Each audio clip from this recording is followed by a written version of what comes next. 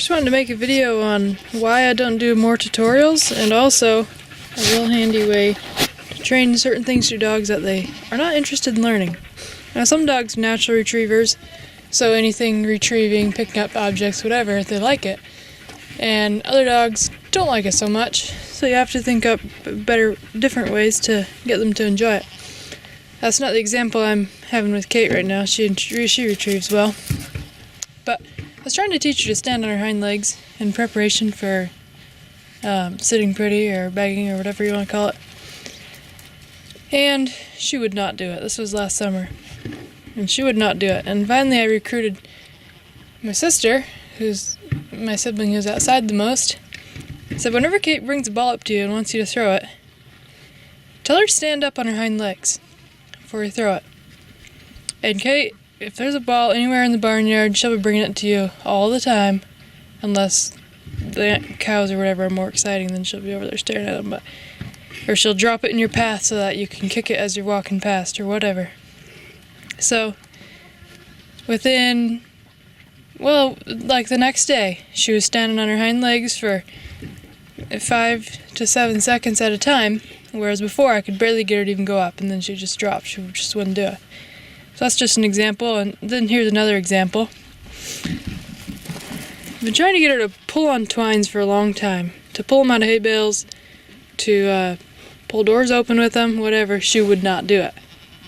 So, the other day, I recruited good old tennis ball again. Here, Kate. Pull.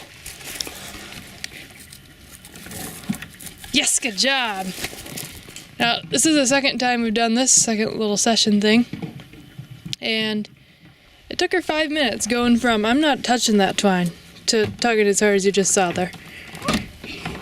It's so handy. And this is what I said about, this is why I don't do tutorials more often, is so much of my training is just drop it, done around the yard, and as I feed them and different things. I don't sit her down and do a lot of training sessions. I mostly just do it as I go, as we're going around doing chores. So, Kate, pull.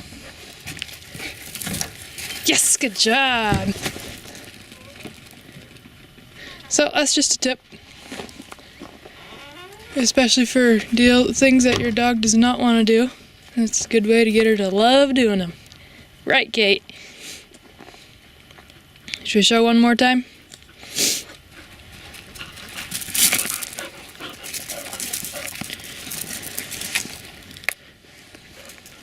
Pull. Yes, good job. And this is another thing about playing fetch. I don't sit here and throw the balls for hours and hours and hours over and over again playing fetch with my dogs. No, they have to work. Every time they bring it back, well, most every time, sometimes I'll give it to them 2 or 3 times in a row. But most every time they bring it back, they have to perform a command before I throw it to them again.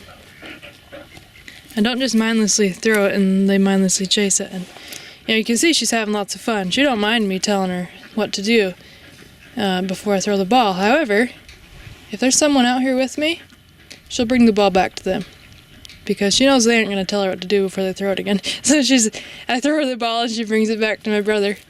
And I said, come on, you bring it here. But, here, Kate, pull. Yes, good job.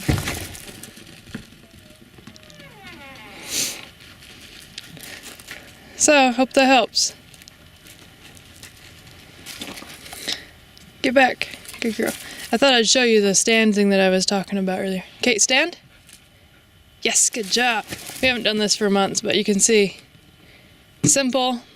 One command. She stood up there. I didn't make her stay for very long because she probably would have dropped pretty soon because we haven't done that in a long time. But before, I could not get her to do that. Luring or nothing. Just break out the tennis ball and she'll do anything. Right, Kate?